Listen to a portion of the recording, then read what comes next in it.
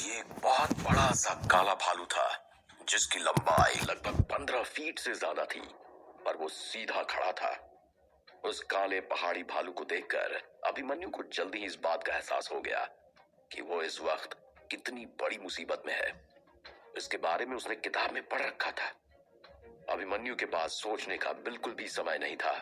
उसने भालू की आंख की ओर तलवार ताने हुए धीरे धीरे पीछे जाना शुरू किया।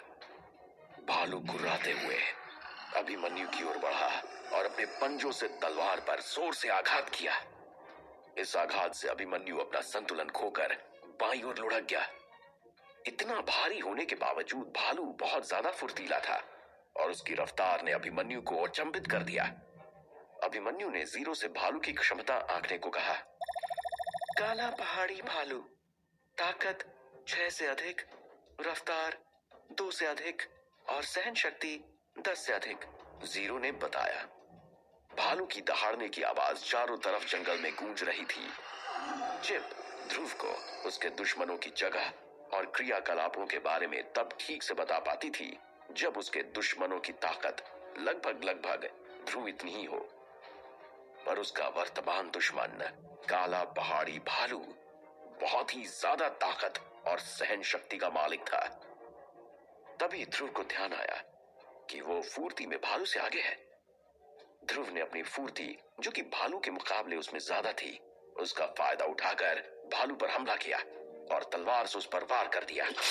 हालांकि इस हमले का भालू पर रत्ती भर भी प्रभाव नहीं पड़ा। उसकी चमड़ी लोहे की भांति मजबूत लग रही थी और अभिमन्यु की तलवार एक खरोंच से ज्यादा कुछ नहीं कर पाई। ध्रुव हैरान था। वो सोचने लगा, भलाई किसमें है? ध्रुव ने भागकर अपनी जान बचाने में ही समझदारी समझी, क्योंकि भालू के साथ वो ज्यादा देर लड़ नहीं पाता और बेवजह अपनी जान गंवा बैठता। वो अपनी पूरी जान लगाकर भागा। भालू ने कुछ देर तक उसका पीछा किया, पर अपने से बहुत अधिक तेज भागने वाले शिकार पर उसने ज्यादा समय नहीं गवाया और वो वापस शवों की ओर मुड़ गया। वहां बहुत लजीज भोजन उसका इंतजार कर रहा था।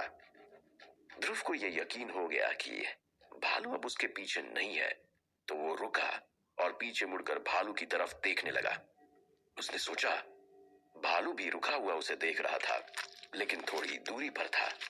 भालू खा रहा था, पर वो पूरी तरह से सचेत था और बार बार गुर्राते हुए ध्रुव की दिशा में देख रहा था। ध्रुव ने सोचा कि कहीं ये फिर से उसका पीछा न करना शुरू कर दे और कोई बड़ी मुसीबत न खड़ी हो जाए। इसलिए उसने जंगल के बाहर भाग जाने में ही अपनी भलाई समझी। ध्रुव अपने आज के परिणामों से बहुत खुश था। उसने आज 1 से अधिक शत्रु के विरुद्ध लड़ने का अनुभव प्राप्त किया था और उसे अपनी ताकत की बेहद समझ भी हुई। लेकिन आज ध्रुव को इस बात का भी यकीन हो गया कि उसे और शक्तिशाली होने की जरूरत है। शायद मैं अगली बार भालू का सामना कर पाऊं। मुझे कुछ और बांस और टहनियां खाने की जरूरत है। जंगल से निकलते ही उसने सोचा। आज पहली बार अपने पुनर्जन्म के बाद से उसने एक सुकून की सांस ली, क्योंकि वो जान गया था कि अब वो इस दुनिया में अपनी रक्षा कर सकता है। इस दुनिया में सिर्फ ताकत ही सब कुछ है और कमजोर होने के कारण उसे मृत्यु का डर हर वक्त सताते रहता था। जिस शूरवीर को आज उसने मारा, वो सेनापति संग्राम सिंह और राम सिंह के स्तर का सेनानी था। वो सारे योद्धा जो अभिमन्यु के साथ अभ्यास करते थे और जिनके पास बीज भी था, वो शुरुआती महीनों में तो बहुत तेज रफ्तार से प्रगति करते हैं, पर उनमें से शायद ही कोई उच्च स्तर का शूरवीर बन पाता है। अधिकतर मध्यम या निम्न स्तर पर ही रह जाते हैं और इसका सबसे बड़ा कारण ये है कि वो सब अपना ज्यादातर ध्यान अपने शरीर की शक्ति बढ़ाने पर देते हैं। युद्ध कला पर उनका ध्यान उतना नहीं होता। इसके उलट अभिमन्यु ने अपना ज्यादा ध्यान युद्ध के दांवपेच सीखने में लगाया था और चिप की मदद के कारण वो बहुत कारगर तरीके से ये कर पाया। महल में वापस लौटने के बाद लगभग 10 दिनों तक अभिमन्यु अपने लड़े युद्धों के बारे में गंभीर रूप से सोचता रहा। खासकर उसने अपनी गलतियों पर अपना ध्यान केंद्रित किया, जो कि युद्ध के दौरान उसे नहीं करनी चाहिए थी, और आगे भविष्य की लड़ाइयों में वो ऐसी गलतियां ना करे, इसके लिए वह योजना बना रहा था। साथ ही अपनी ताकत में और बढ़ोतरी के लिए उसने नीले बांस के सिरों को भी चिपके बताए अनुसार उचित मात्रा में खाना शुरू कर दिया था। तब तक भवानी सिंह भी महल में वापस लौट आए थे और उन्हें अभिमन्यु के घायल होने की खबर मिली। बाकियों की तरह वो भी इस गलतफहमी में थे कि अभिमन्यु की हालत जंगली भालू ने की है। अगले दिन अभिमन्यु लाइब्रेरी में बैठकर इस समय और दुनिया की अलग अलग रहस्यों के बारे में जानकारी इकट्ठा करने की कोशिश कर रहा था। वो अपना खाली समय ज्यादातर लाइब्रेरी में ही बिताता था और उसे जो भी जरूरी चीज दिखाई पड़ती वो उसे चिप के सहारे रिकॉर्ड भी कर लेता था। उसका ये मानना था कि जानकारियों का सहारा लेकर ही वो अपनी कमजोरियों के बावजूद कुछ अच्छा हासिल कर पाएगा। दोपहर का समय था और सूरज की रोशनी खिड़की से कमरे में चली आ रही थी। भवानी सिंह ने दरवाजा खोला और उसने कहा, अभिमन्यु। उन्होंने अपने लंबे बाल कंधे के पीछे झटके हुए थे और सूरज की रोशनी नहीं, वो बहुत चमकदार लग रहे थे। उनकी कमर में एक छोटी लेकिन बहुत मजबूत तलवार लटकी हुई थी। पिताजी। अभिमन्यु जल्दी से उठ खड़ा हुआ और विनम्रता से भवानी का अभिवादन किया। वो जानता था कि भवानी सिंह उससे बहुत ज्यादा प्यार करते हैं। वो उनकी आंखों में बहुत बार अपने लिए चिंता स्पष्ट रूप से देखता था और वो जानता था कि भवानी सिंह उसके भविष्य के लिए बहुत चिंतित रहते हैं। मैंने सुना है कि जंगल में आपको पहाड़ी भालू मिला था, उसने आपको घायल कर दिया। भवानी सिंह ने चिंता भरी आवाज में कहा, आपको क्या पता चला है? मैं तो बस कोशिश कर रहा था कि। अभिमन्यु ने डरते डरते कहा, मुझे जगह बताओ, वो कहां था? भवानी सिंह ने अभिमन्यु को बीच में ही रोकते हुए पूछा। पिताजी, मेरी बात तो सुनिए। मैंने जितना पूछा उतना बताओ, भवानी सिंह ने गुस्से में आवाज चढ़ाकर कहा। अभिमन्यु डर गया और उसने भवानी का जवाब देना उचित समझा। महल के उत्तर से लगभग 200 मीटर की दूरी पर, मुझे ठीक से याद नहीं है। अभिमन्यु ने पिता के दबाव में हड़बड़ाते हुए उत्तर दिया। भवानी सिंह ने एक पल के लिए अभिमन्यु को देखा और तेजी से कमरे से बाहर निकल गया। दरवाजा जोर से अभिमन्यु के सामने बंद हो गया। आगे क्या होने वाला था और उसके पिता आगे क्या करने वाले थे, ये देखने के लिए अभिमन्यु तेजी से सीढ़ियों से नीचे भागा। भवानी ने सुना कि अभिमन्यु उसका पीछा कर रहा है और वो रुक गया और पलट के बोला, अभिमन्यु, तुम यही रुको और मेरा यही पे इंतजार करो। मैं नहीं चाहता तुम एक बार फिर अपनी जान खतरे में डालो। पिता का ये प्रेम देखकर अभिमन्यु की आंखों में आंसू आ गए, लेकिन भवानी के सर पे तो शिकार सवार था। उसने अभिमन्यु के आंसू नहीं देखे और वो वहां से निकल गया। ध्रुव हैरान था पिता के प्रेम से, क्योंकि वास्तव में भवानी उसका पिता नहीं था, लेकिन अब ध्रुव का जीवन तो अभिमन्यु का जीवन था। अभिमन्यु का पिता अब ध्रुव का पिता। ध्रुव से रहा नहीं जाता और वो वहां से निकलने का रास्ता देखने लगता है। तभी उसे वहां पे एक घोड़ा दिखता है। ध्रुव ने आज तक घोड़ा नहीं चलाया था। वो उस घोड़े के पास जाता है और देख के हैरान रह जाता है। वो घोड़ा अपने आप बैठ जाता है। ध्रुव समझ गया कि शायद ये घोड़ा अभिमन्यु का पालतू था। वो झट से उसके ऊपर बैठकर सीधा ट्रेनिंग ग्राउंड पहुंचा। भवानी सिंह ने सारे सैनिकों और योद्धाओं को आदेश देकर वहां बुलवा लिया था। अभिमन्यु के साथ जंगल में कौन गया था? भवानी सिंह ने सख्ती से पूछा।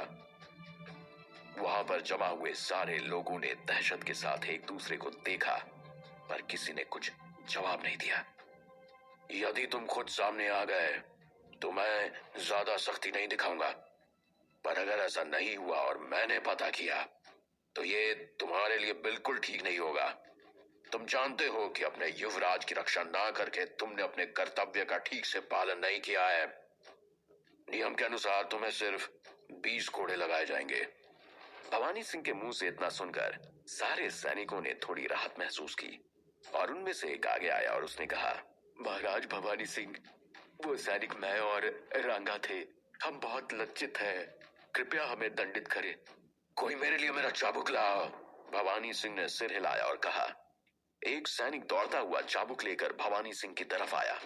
उसके पहले ही अचानक भवानी सिंह ने अपनी तलवार निकाल ली और दोनों सैनिकों के सिर पर चला दी। ये सब इतनी तेजी से हुआ कि आसपास किसी को कुछ समझ नहीं आया। दोनों धराशायी हो जमीन पर गिरे और उनकी गर्दन से खून ऐसे बहने लगा जैसे किसी बर्तन के उड़ेलने पर पानी बहता हो। ट्रेनिंग ग्राउंड में मौत सा सन्नाटा पसर गया। सब सैनिक बहुत डर गए थे, खास तौर पे अभिमन्यु, जो दूर खड़े इस दृश्य को देख रहा था। अभिमन्यु मेरा बेटा है, अगर उसे कुछ हो जाता है तो चौहान परिवार का उत्तराधिकारी कौन होगा?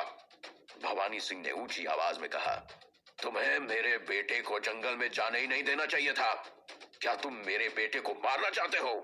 मैं तो तुम्हारे साथ साथ तुम्हारे पूरे परिवार को भी खत्म कर देता, पर मैं तुम दोनों को बहुत समय से जानता था, इसलिए सिर्फ तुम्हारी जान लेकर संतुष्ट हूँ।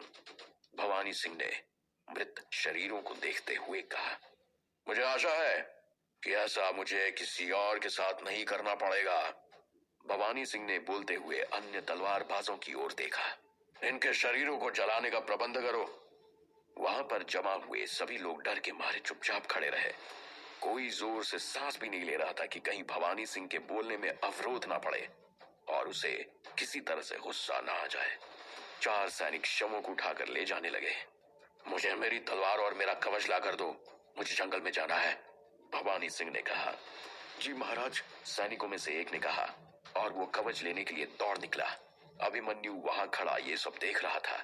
वो उन दोनों सैनिकों के लिए बहुत बुरा महसूस कर रहा था, पर दुर्भाग्यवश वो कुछ नहीं कर सका।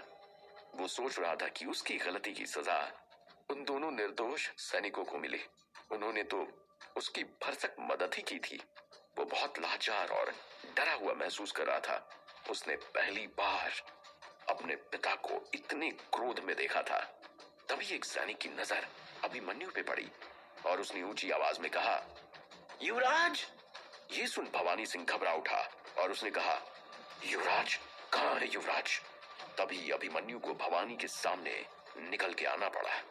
अभिमन्यु को देख भवानी परेशान हो उठा और उसके पास घबरा के पहुंचा और बोला, तुम यहाँ क्यों आए हो? मैंने तुम्हें मना किया था। अभिमन्यु से रहा नहीं गया और वो भावुक होकर बोल उठा, क्योंकि पिताजी, मैं जानता हूँ कि वो बहुत खतरनाक जानवर है। मुझे आपकी चिंता हो रही थी, मुझसे रहा नहीं गया। अभिमन्यु को भावुक होते देख सब काफी सकते में थे। अभिमन्यु को वो ऐसा नहीं जानते थे। अभिमन्यु इतना भावुक नहीं था, लेकिन तब तक सैनिक भवानी का कवच लेके आ गए थे। अभिमन्यु ने देखा कि भवानी सिंह ने सुनहरे कवच पहने और अपनी तलवार को अपनी बेल्ट में खोसा और जंगल की ओर निकलने को हुए। अभिमन्यु जानता था कि वो उस भालू का शिकार करने जा रहे हैं। पिताजी, रुकिए, अभिमन्यु ने धीमी आवाज में कहा और उसने अपनी तलवार को अपने दाहिने हाथ में कसकर पकड़ लिया। वो अपने पिता के लिए अगाध प्रेम को महसूस कर पा रहा था। आज उसे पता चला था कि उसके पिता उसके लिए किसी की जान ले भी सकते हैं और अपनी जान दे भी सकते हैं। और वो ये भी समझ गया था कि उन दोनों सैनिकों को मार के दरअसल उसके पिता ने उसे भी ये संदेश दिया है कि इंसान को कुछ भी करने से पहले सोचना चाहिए कि उसके उस कृत्य का क्या परिणाम निकलेगा। लेकिन भवानी रुका नहीं और अपने घोड़े पर सवार निकल गया। आधा घंटा निकल गया था और वे सब भवानी का इंतजार ही कर रहे थे। तभी एकदम से एक आवाज आई जिसे सुन के अभिमन्यु का दिल दहल गया। ये भवानी की आवाज थी, जोर की आवाज। ऐसा लगा जैसे भवानी को कुछ हो गया है। ऐसा लगा जैसे शायद भालू ने भवानी को मार दिया। अभिमन्यु से रहा नहीं गया, वो पैदल जंगल की ओर भाग निकला। पिताजी, मैं आ रहा हूँ, आपको कुछ नहीं हो सकता। क्या भवानी सिंह भालू के हाथों मारा गया?